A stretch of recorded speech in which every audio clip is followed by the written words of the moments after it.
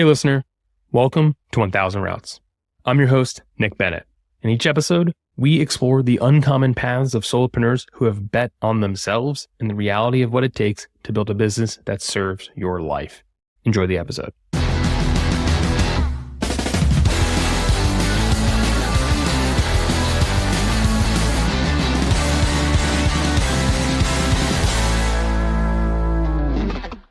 My name is Tiger Joseph, and I basically advise and help founders in transition build a content strategy and learn how to speak their actual voice onto social media, and then use that to get inbound appointments, grow an audience of targeted followers, get better engagement on their content, start better conversations, get noticed by new clients, potential investors, cool connections, and basically just help make social media for business feel natural.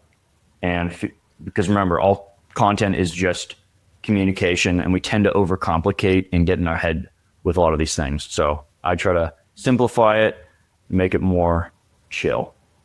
Oh yeah, you said founders in transition. What do you mean by that?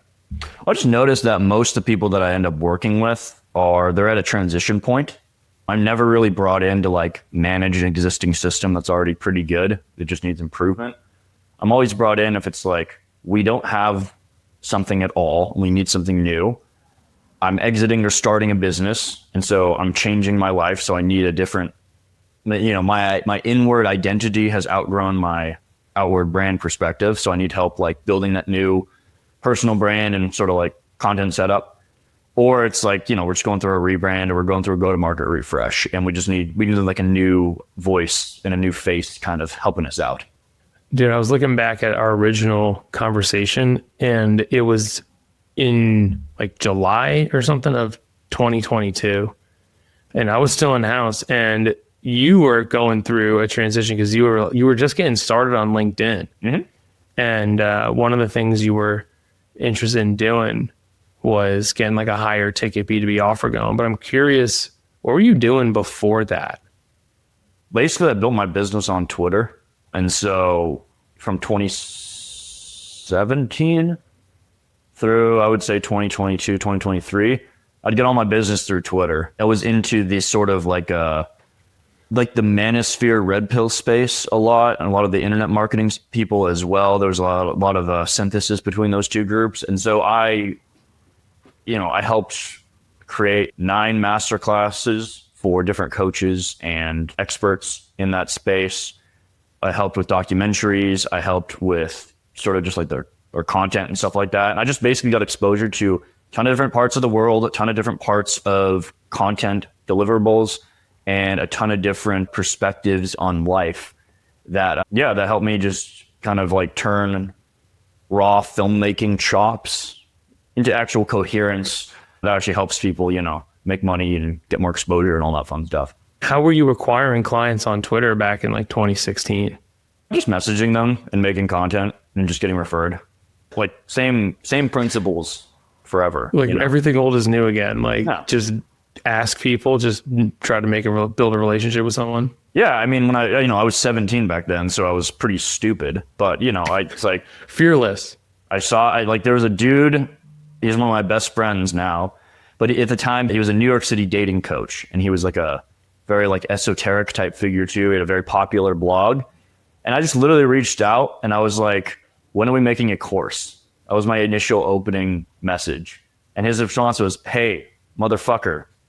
And then we started talking about how to actually make the course. And then January 2019, I just fly out to New York for free and make this whole dude a course for a testimonial.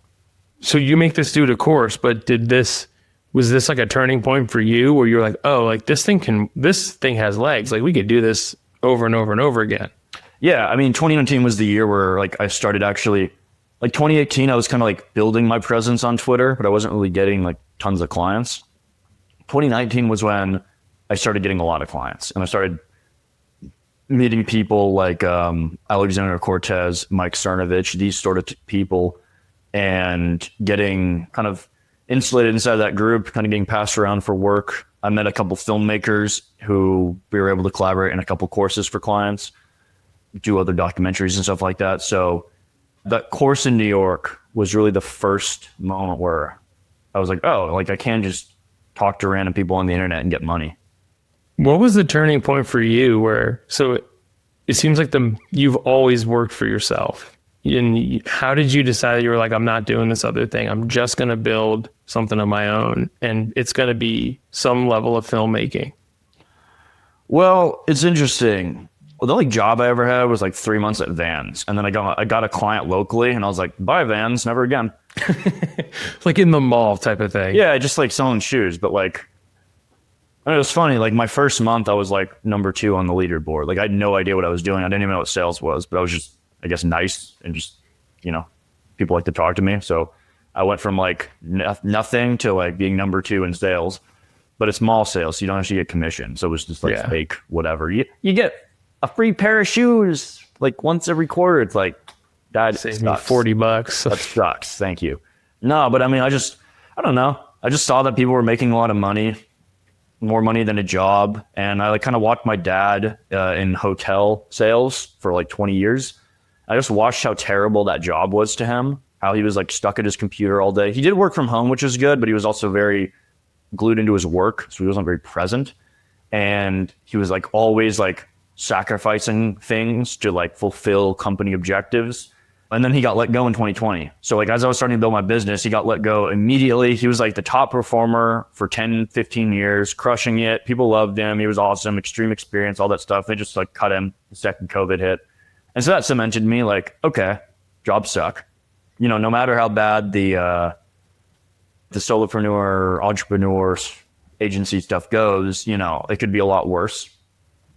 And I don't know, I just like in my mind, there's just never really been another option. I guess it's like, oh, if I could do this. Okay, well, I guess that's what I do. And I just take it with the good and the bad. And I don't really look for an alternative. I actually think like probably unhireable at this point, to be honest. Like even if a company came with me, I'd say like, ooh, money. And then I would start to think, ooh, time, ooh, corporate culture, ooh, meetings, ooh, like touching base and synergy.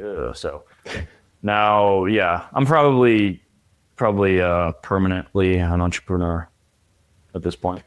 There's definitely some rewiring that happens. Like your dad missed out on stuff. And then you're like, and then like the conventional career wisdom is just, you put in your time, you get the gold watch, like hopefully you're insulated when the market turns. And then he's like the first to go, even after all he did. And it's like that cements in your brain that why bother? There's no safe route. Like the safest thing is to bet on yourself over trying to be irreplaceable inside of someone else's company. Yeah, I think so. Although to me, this is a thing too. It's difficult for me to tell my story because I don't view things in terms of like massive transition turning points. Whenever I look back, I just notice everything is this very gradual pieces put together thing.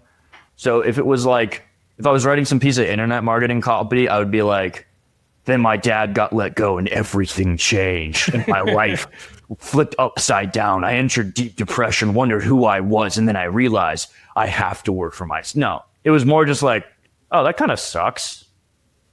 I don't like how they treated them. And then kind of just, I was doing my own thing and I was like, I wouldn't treat people that way if I was working with them, So these things kind of just stack up over time. And then you look back and you realize, oh yeah, that was a nice little story. But when you're kind of living in the moment, when you initially reminisce, you're kind of just, it does feel mundane almost.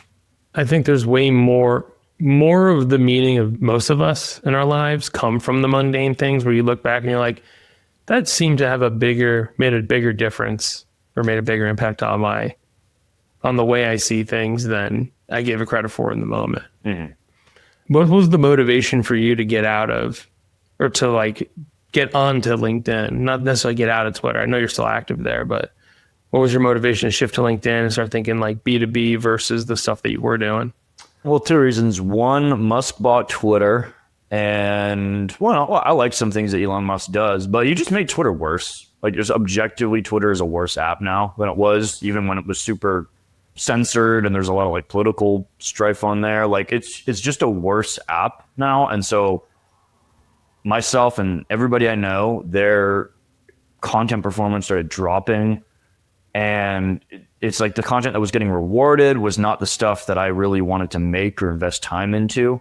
And so I just started looking for another option. And one of the guys I met at Cernovich Cigar Night, Omar Khatib, he was in like med tech sales. He helps like med tech sales reps. He was like, dude, you got to get on LinkedIn.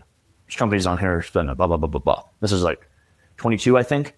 And so I got on LinkedIn because of Omar. He helped me like initially build a profile and kind of do all this stuff. And I started putting together the profile and all that stuff. And I just thought, if there's actual companies on here that I could look up. So I should probably start, taking this seriously and building an audience of people on here who actually have money.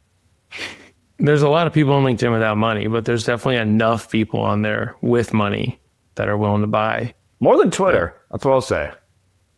I would imagine. I've never tried to make a living off of like with Twitter as my anchor. I wouldn't recommend it. I mean, I know some people have done decently well, but there's no limit to how much money can be made on LinkedIn. It's kind of bananas. Yeah, I do like how you can target people directly. Like it's the only social platform where you can be proactive in building your audience. You don't have to just post content and then hope people follow you. You can just like every day just spam connection to people that you want to follow and who you want seeing your stuff, which I think is super powerful. And regardless of the algorithm or whatever the hell, because it's pretty bad right now, but regardless of any of that feature alone, to just be able to like, oh, this is the type of person who I want to see my content, I'm going to only connect and get these people following me. I think that's extremely powerful. Yeah, I mean, dude, since you've been on LinkedIn, you've linked up with some pretty cool people. I know you've done some content with like the Sales Rebellion, which is just arguably a pretty badass brand to be working with, and among a lot other people. How'd you acquire those? What was your process for trying to get business on LinkedIn, especially in the early days? I mean, it wasn't really a process with Dale and the Sales Rebellion. He just made a little thing that was like, yo, I'm looking for a videographer to help us do totality. I'm the only one that reached out and sent work, apparently, because a lot of people reached out, but like didn't send their work or something, which I don't get. And he liked my work a lot because he's an artist and I'm an artist, and he saw the artistry with it. I was able to parlay a documentary I made on my friend into a pretty nice sized contract to do content for a sales event. Dude, the bar is so low. I think like you're saying you're the only videographer who has sent work, like examples of their work. I would imagine there's a lot of people that reached out to this dude. Oh yeah. I mean, I get messages all the time for editors and stuff like that. Yeah, the bar is like so incredibly low if like something as simple as like that level of initiative, but hey, it works. There's not much to like expound on other than just if the bar's that low and you're still not trying, then you aren't going to. Yeah. Well, and then I saw you also did a documentary with the president of El Salvador. How'd you land that? Oh, I mean, this one was basically, I just knew this director, Jessica Solcha, who did a bunch of like independent documentaries, one on like 3D printed guns. Just very like cool, unique individual, former Hollywood, but like always like very alternative in her thinking and stuff like that. I just met her through some circles. I was just like in her Rolodex, and she got the opportunity to do this El Salvador documentary.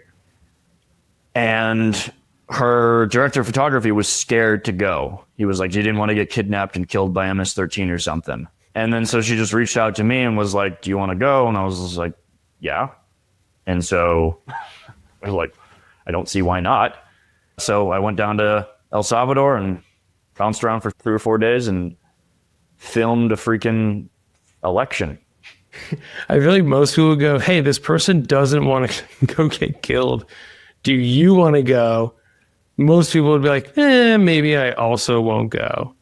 The thing for me with it was more just like, I'm pretty like politically aware in terms of just like an interest of mine. And I just knew that Nayib Bukele was, first of all, he did the largest anti-cartel gang operation in Central America in decades. by rounding up 75,000 MS-13 gang members and like taking their crime rate from one of the highest in the world to one of the lowest in the world. I think it's like bottom 3 in terms of crime. And so when I saw that, I was like, okay, that's really cool.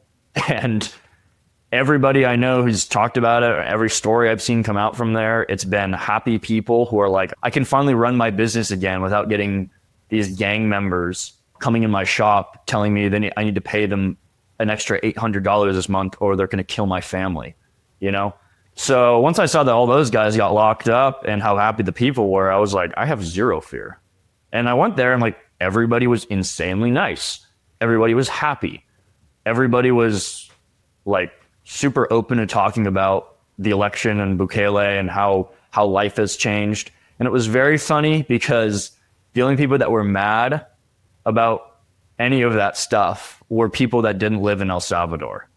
They were all like international think tank NGO types, or they were journalists. Again, not from El Salvador. But everybody in El Salvador, all the voters, all the, you know, the constituents in that republic were overjoyed and they were happy and they felt like they had optimism for the first time in decades. And so I just think, yeah, that was cool.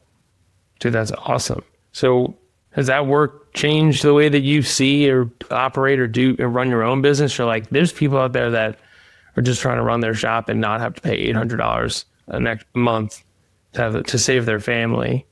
Like, I feel like that puts your life into a way different focus. It was just cool to see like a pretty like a very low income, pretty poor nation, but it had a good soul and good people in there. And it was just cool to walk around a place that was steeped in history and had, you know, all this strife for so many years, just like, boom, it's chill.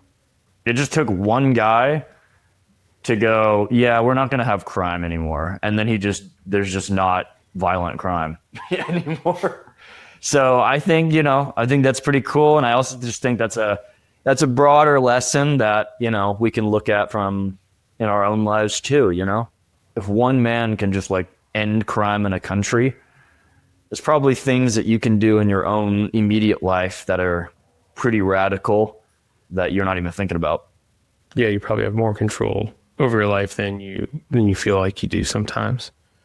You've changed a lot about your business and the stuff that you're offering and the stuff that you're selling over the last few months and even over a year. How has that evolved over time too? Like, I know you ran the cohort about 6 months ago. You were doing outsourced production. Like, where are things at now, first of all? Yeah, I mean, I'll just start from the end. Like, I'm not doing production anymore. I'm not like an agency anymore. The reason is because when I started this, I started doing this whole business just because like I like filmmaking. I was a filmmaker.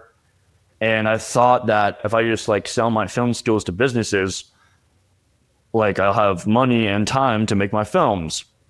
And half of that was true. I had the money, but I ended up getting so swamped in like my whole brain ended up being client projects and like, how can I get more clients and all that stuff? And it's just not a fun way to live for me. Some people, it's like, that's all they want to do. They just want to do their business and get more clients and they're one track mind. That was not me. Business has always been a means to the end for me. It's not the means itself where I pull the meaning from. I've been battling back and forth with different offers over the past 2 years. And then I just, like a month and a half ago, month ago, I was just like, you know what? I'm not doing this. I'm out. I'm just not going to do this anymore. Because what I realized is that the most enjoyable part for the whole project for me was the content strategy and the advising and walking people through breaking their mental blocks and taking in feedback and data from them and synthesizing out a good strategy or an adjustment to make. And I just thought that's not only the most valuable part of this whole process is having like a partner to help you guide through the content. It's just I was spending less than 10% of my time doing that and 90% of my time doing stuff that was increasingly frustrating, costly, and just like meaningless to me. So that's why I shifted to consulting, and that's why I'm focused on helping guide people and, you know, help them lead their content teams and build strategies and execute on visions and messaging that is going to help people get what they want from their time on socials. And you're saying that it's the travel and the filming, like it's just the burden of execution, like going on site with people. I mean, that takes a shitload of time and it costs a lot of money. So you sacrifice a lot to do that work, like on the margin side and on the life side. Yeah, it's just, you're traveling. And even when I do like remote productions and stuff, it's like a mental leech on me all day. Like if I have production work, I carry it with me everywhere in my life. And I don't like to do that. I don't want to do that. It's draining. It's annoying. I've been doing it for 8 years. I don't want to do this anymore. It's just, and the other thing too is the agency stuff for me, they worked, but it never clicked. Every agency offer I sold was always a struggle, either internally or externally. There was always some issue with selling it, or with getting exposure to it, or with wanting to execute on the actual fulfillment. I always make the distinction too that there's like really bad times to quit, and then there's really good times to quit. And I think there's really good sorts of struggle, and there's also really bad types of struggle. Part of me when I think about that is like, if something is a challenge, right? This all comes back to the vision. When you have a clear vision about what you want to do, where you want to go, what you're building, and hurdles come up, you treat those as challenges because you see the end vision, you see the game, you're locked in, and you're like, I'm going to surpass this because that's all there is to do. And you get past it and you grow. When you just have constant resistance, however, like it's not external challenges coming or new scenarios that you have to adapt to. It's like every small movement you make takes tons of effort. To write the post takes tons of effort. To reply to the comments takes tons of effort. To make the videos takes tons of effort.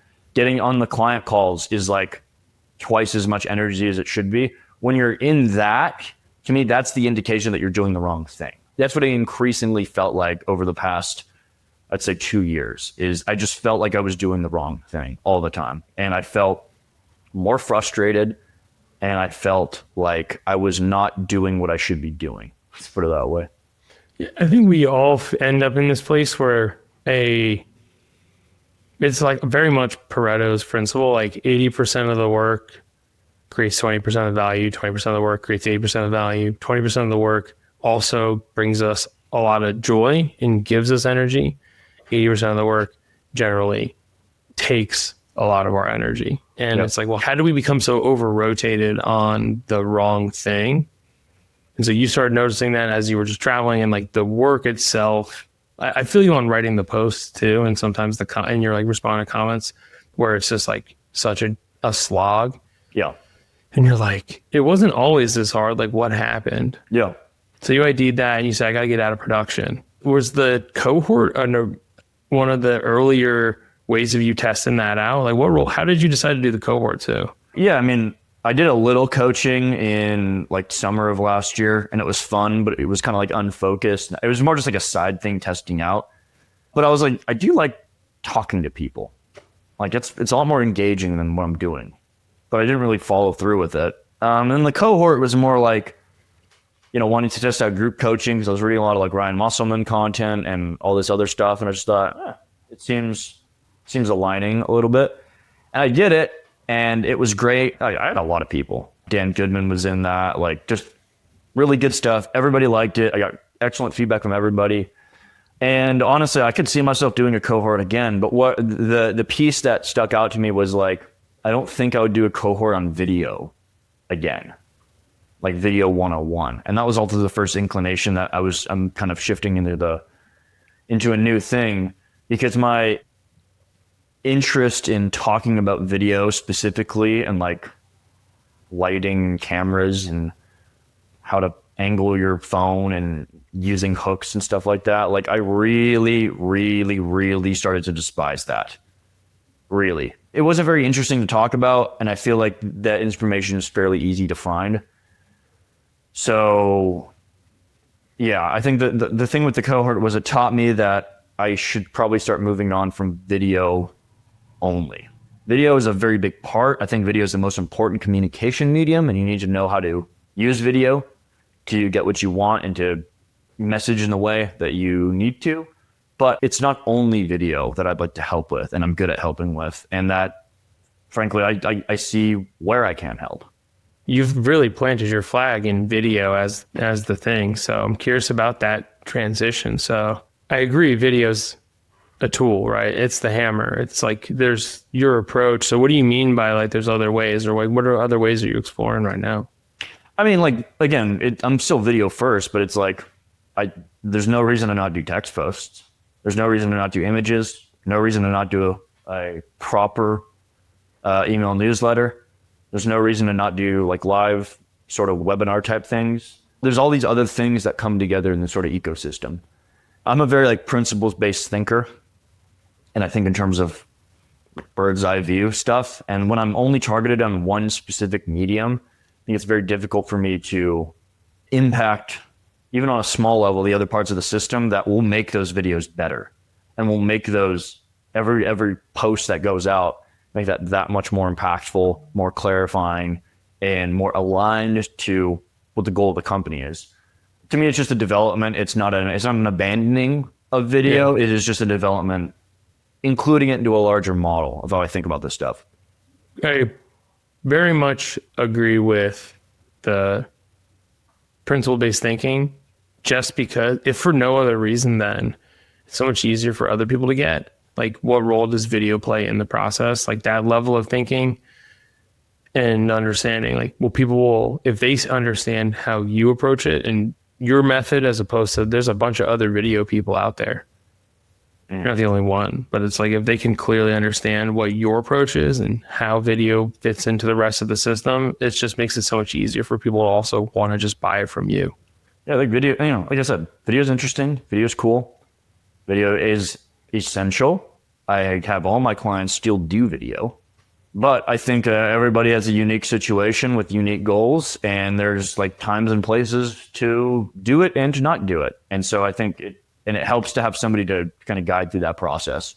And also prioritize things too. Because some people are like, I got to get on YouTube. I want to do this. It's like, okay, have you ever made a video before? And they're like, well, no. It's like, okay, let's start with like making some phone videos for LinkedIn before we do this whole channel thing, right? Because so many dead YouTube channels out there for people who they want to do YouTube and they go on there and they're like, damn, this is a lot more work and ideation than I thought it would be. I'm going to kind of let it drop. And I don't want to lead people down a path that is where they're going to feel like they're just going to drop off of something, so. Anyone in our position, like the strategy is only as good as your ability to execute on it. And success comes from the execution. So if people don't see it through, I mean, that's your reputation and that's your program, right? Yeah. And sustainability, like long-term, is certainly a metric or just like a lens to look at this through. Can people see this through like at some point without me, or does this work actually make a difference for people? Can they execute on it? Like I've worked with so many consultants that have a lot of excuses as to why the work didn't get executed on. And I think what you're optimizing for, which is like do the work, get it done, is absolutely and then move on to the next thing. That's where the impact comes from for sure. Because if you start everyone on YouTube and then 2 months later they have an abandoned channel, I feel like that's like almost worse. No, yeah, it's way worse. It's way more frustrating. Negative brand equity at that point. Also, YouTube is a shitload more work than people think. Like even just the art of creating thumbnails takes, if you don't really know what you're looking at, like I've tried to create thumbnails before, I'm like, this takes fucking forever. Yeah, and you feel like an idiot when you first do it because you're doing thumbnails for videos that's gonna get like 20 views. So like, again, the cool thing about what I'm doing too is that for some of my clients too, like they have teams, right? They have like the manpower and they have the resources. They just don't know how to like do things with them. So they could get somebody to help them with thumbnails and stuff. They could get somebody to help them edit the videos and whatever. They just kind of need the pieces in place and to know what is the thumbnail going to be about? Why? What is the video going to be about? Why? That's the essence of what I do. And so, especially with video and content, like finding somebody to just do handiwork, there's a glut of people who are willing to just do handiwork and do it to a good level. There's far less people who like kind of know what is going on with your company, what's going on inside of you, and like how to actually bring out what we're trying to do into the world properly. Yeah, there's certainly no shortage of tactical execution help in the world. It's like having someone that can put the puzzle together and also know what good looks like or know what effective looks like. I think I'm sure you've run into this where like the CEO or whatever person in the company is like, we want the thumbnail to look like this or say this. And you're like, that opinion doesn't change the fact that this is what it needs to look like, or this is what it should say. And what I realized is that my value is more about telling the CEO, no, don't do that. That's stupid. And that will not get you views. And just being sort of that more authoritative voice in the room. Again, I don't make anybody do anything. What I am, though, is I'm very confident in my taste. And I'm very confident in what I am seeing. I believe I'm good at articulating that. And a lot of people have found that articulation to be helpful. That's how I frame what I do. But the video won't be better if I edit it, or if I do the thumbnail, or if there's people who are better than me in the actual handiwork. And I would rather integrate those people as time needed into the flow that I know that I've worked with for years. You know, I have a massive group of 50 plus video creators that I kind of like talk to and mentor and all that stuff. I have my own Telegram channel with that. I would rather get those guys work who are really passionate about doing something than me who can do the thing, but it would be that resistance slog, you know? And so I would rather make sure the ideas fire and get the right person in to put it together at this stage. Well, that's the tipping point I find for like basically everyone, which is people want me, you, whomever to show up and like help steer the ship, but they don't really care who's tapping on the keyboard. Like as long as the work passes your quality test and it's up to your standards, most people are fine. So like as long as it follows the plan, who cares who did it? And it's done well. Yep. Who cares who did it? And that's usually where like the scaling and the capacity constraints really knock people out, because they're trying to do both the consulting and the coaching side that you're talking about, and then they're buried in like editing work or whatever deliverable. Getting out of the deliverable like opens you up significantly. Yep. Yeah, and this is why like I'm not pushing doing documentaries for businesses anymore, because I'm very finicky and artistic, and that doesn't align to a client engagement on my end. Like it doesn't align to external deadlines. It doesn't align to feedback. You know, on like I make a documentary and they want like a different storyline, or they want a different, they don't like how B-roll was you. Things like that. Like to me, it's an artistic thing. And once I add commerce into that picture, and I add like client expectations to that picture, I just cannot do as good of work. It's just, there's people who love to do client documentaries and artistry for clients specifically, and that's what they get their stuff out of, and they have systems around that. All for that. Love those people. Well, I want to work with those people, but that's not what I want to build a business around. Yeah, well, you sound a lot like me in the sense like you'll agonize over a tiny detail.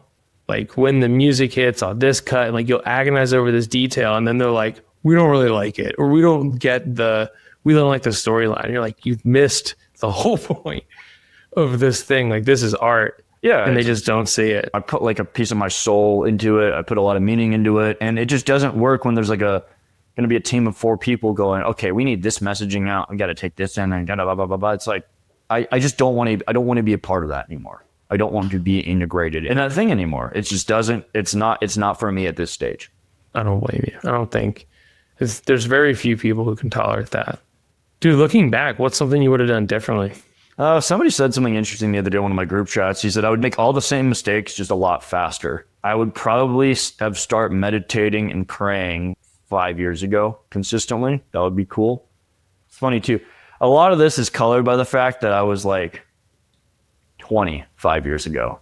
You know, Whereas a lot of people in business, they've been in business for a while, or like they're transitioning in corporate life. So they already have like experience in the industry and whatever. Like I was building a business while building experience and developing my brain all at the same time. And so there's just a lot of stupid things I've done that I wouldn't do. Things like DMs I would send that nobody should ever read, right? Just dumb things. Pieces of content I've made I don't believe in. Hours spent fiddling with landing pages and shit for an offer I don't even know if I'm certain about if I'm going to run or not. There's a lot of fake procrastination work that I ended up doing, and what helps me figure out what to do or not is deep meditation and prayer. And it's funny too, because deep meditation is something that I naturally struggle with. Like I don't want to just sit still and have a calm mind.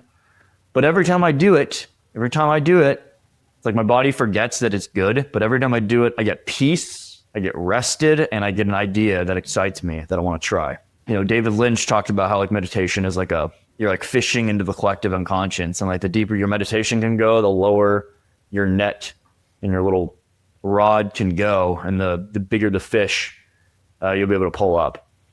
How'd you start meditating? How'd you get into that? Just YouTube. Just one day you were like, this seems like something I could benefit from. It's just one of those things that you learn on, you learn Twitter when you're 17 years old. You're trying all the self-improvement stuff. You're trying the weightlifting and you're trying the mindset meditation and all that. You just find these things. And it was never like, oh, I'm going to go do like Zen Buddhist meditation. It was more just, there's a white noise on YouTube that I'm going to just put on, just lay on my floor and just try to not think about anything.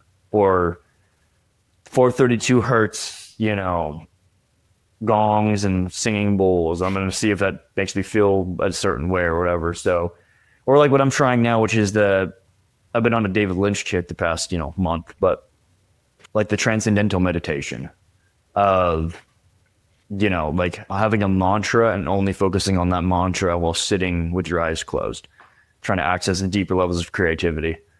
I think meditation and stuff like that's I'm such a novice in meditation. I'm bad at meditation, but it is something where the more I do it, just the better I am overall.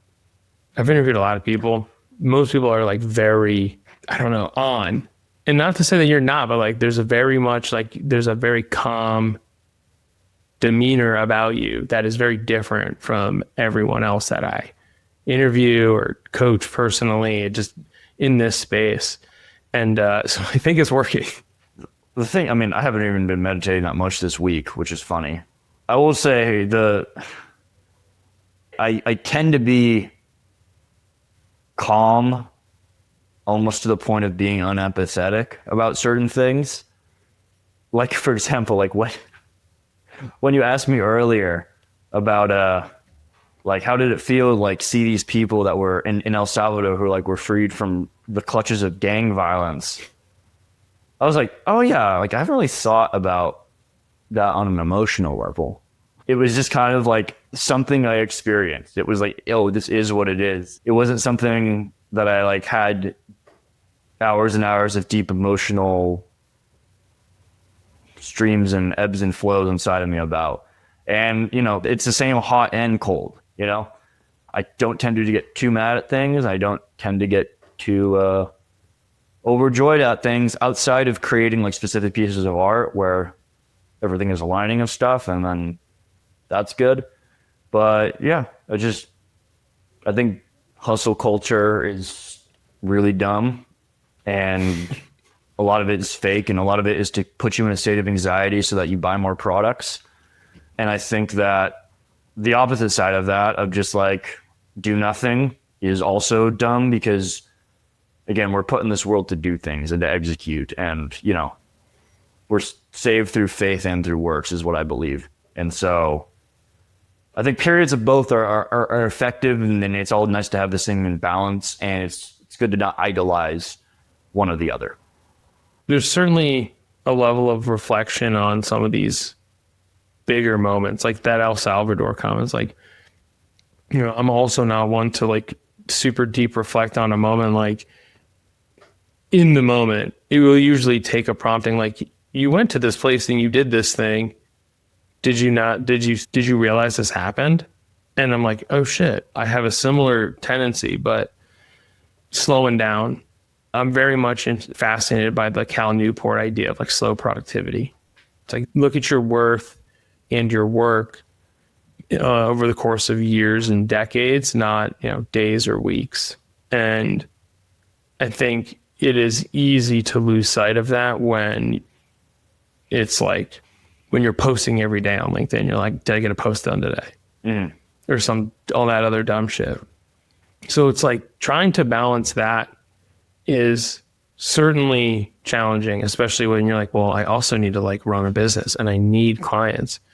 There's no right answer. It's just interesting to observe how other people balance that and just and manage that. Yeah, it is. It's something I struggle with every day. I don't have an answer for it. So I tell people, if someone claims to have the answer, they're lying. Yeah, probably. I wouldn't trust someone who says they have like they have the total answer on it. I'm sure they have answers for some things.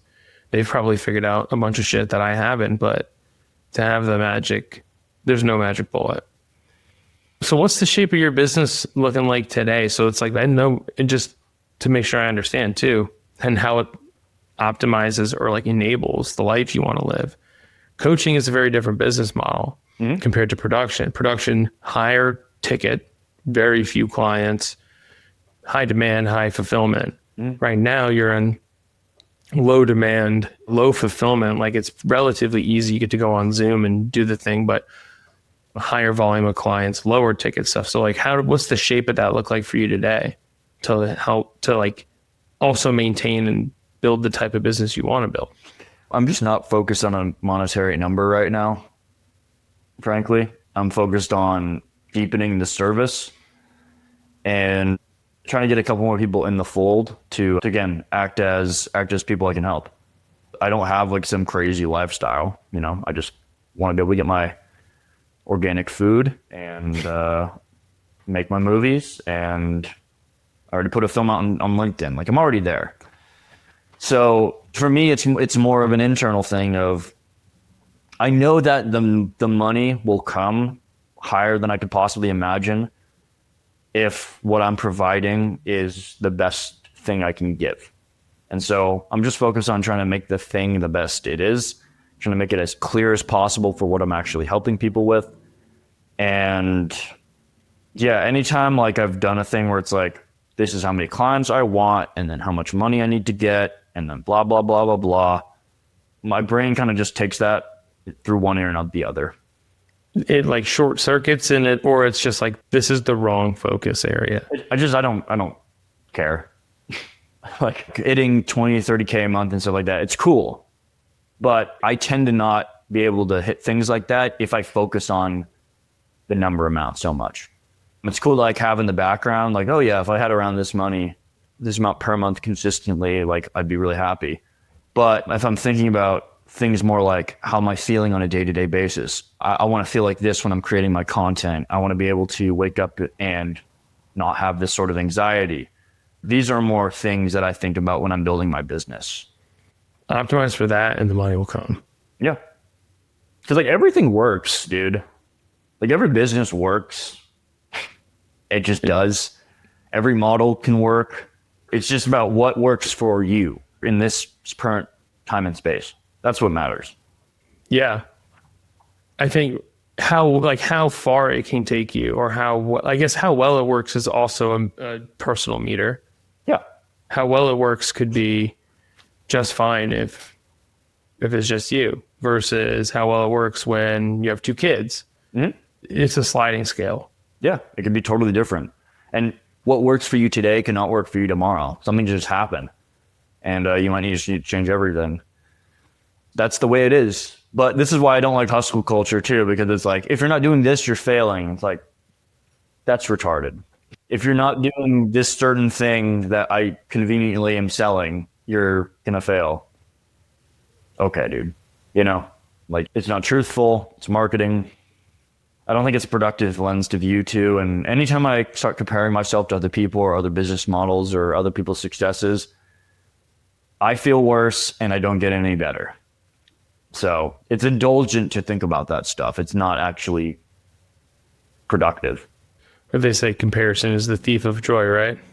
Yeah, I mean, it's true. It's like everybody has their own journey. Everybody's making money and doing the thing at their own pace. And if you want to make more money, like if you want a different lifestyle, you don't look at other, I mean, you can kind of look at other people if you want to get a general gist of what's possible, but you shouldn't look at other people and be like, oh, I need to do what they're doing, or I'm going to be a failure, or how can this person be doing that? I'm doing the same thing and I'm not as successful. Like, this sucks. It's not, oh, I need to do what they're doing. It's, oh, they found their flow and I haven't found my flow yet. So the lesson to take is find my flow. It's not do what they're doing. The find your flow, like, that is certainly the lens to end this on. I'll tell you, I heard someone say the other day, they were like, why do you have such, this was like some hustle bro dude, and he was like, you're losing so many hours of your day by putting gaps in between all your meetings. Just stack them all up and you'll get like 2 hours back in your day. And like caveman brain Nick was like, this is such a good idea. Like, I am losing a lot of time. So I stacked all my meetings up, and then I was like, and then I did it for a week, and I was like, this was the worst fucking week ever. Like, why? Like, that did not work for me. It's like, I need to, don't do that. I knew better than to do that. The thing with that is, like, you just cannot take what other people are doing as literal as they might say. This is how you get success. No, you can't do that. The other aspect to that too is just, you need to know your personality with business. And I think that is where like the inner identity work comes in, because it sounds woo-woo, but it's really like, it's just very, very practical, that if you don't know what you want, where you're going, what your likings are, what your taste is, how you like to structure your workday and your content strategy, then you're just going to build a business that is going to A, not be as successful, and B, be a pain in the ass to run. And like, socials will feel like they're draining you. You'll feel like you're getting drained by your business when you're making content, and not energized. You should feel energized with that stuff. And I mean, you've probably seen these posts too. Sales bro on LinkedIn will go like, this is what your calendar should look like. They don't have time. It's just 9 to 6 calls every day. And they're like, if your calendars are like this, you don't want it hard enough. And I'm like, yeah, I don't want that at all, actually. Thank you. I don't want that. No, not even a little bit. That looks like hell. Like, that genuinely looks like hell. I would quit half the day in. I would be like, I don't care how much money it is, too. You may have to go through periods of that where it's like you're getting so much inbound that your calendar's full for a week, but your thought should be like, okay, how can I free up this calendar? Do I got to bring a sales guy in here to do this? Do I got to change my offer? Do I got to unqualify a lot of these people too? It's like, different strokes, man. Different strokes. Yeah. I don't know anyone who would appreciate being on Zoom 9 to 6 all day. No breaks. No breaks, no gym, no eating, just grind set, just closing, bro. Just sales. I saw one that was like Saturday. This dude was booked 9 to 6 on a Saturday with sales calls, and I was like, this is 99% sure this is fake, or if it is real, I don't want to do business with that person who expects me available on Saturday. I don't want to run that call. I mean, I guess good for you maybe, but there's some weird dick measuring with that stuff. Really weird dick measuring, where it's like, I hire people who I can call at 10 a.m. with an idea, and I have something on my desk at 6 a.m. I'm like, no, you're a psychopath.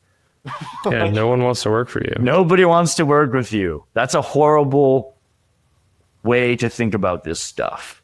It's a horrible thing to get involved with, in my opinion. And also, you probably don't have kids, so. Yeah, they definitely don't. Or they do and they don't see them, or their kids hate them. Both options are terrible. It's either like, oh, you either don't have kids and your advice is kind of fake, because what are you going to do? Like, only hire childless people? Like, okay. Or you do have kids and you're a horrible parent. Not great options. Yeah, definitely. I mean, there's definitely a lot more merit to structuring your life around where your energy is than I ever gave credit to. Yeah. Like, just realizing like, hey, I do my best creative work in the morning. And so all client calls go in the afternoon. Like something as simple as that, like makes a massive difference in your life. And it's not hard to do, but just turning up the self-awareness just a little bit or just tracking it. Like that alone is enough to get you from over the next hurdle for a lot of people will get you to a new milestone. Mm-hmm. Simply by just reorganizing your life. So, dude, let's end here, man. What's next for you? What do you want to build that you haven't built yet? Nice consulting business and make some really fun content and make some movies. A simple life. Yes, sir. I'm here for it, man. Thank you, dude. Thank you for coming and sharing your story, dude. Thanks. Thanks for having me. I know more people feel seen because of it, dude. So this is great.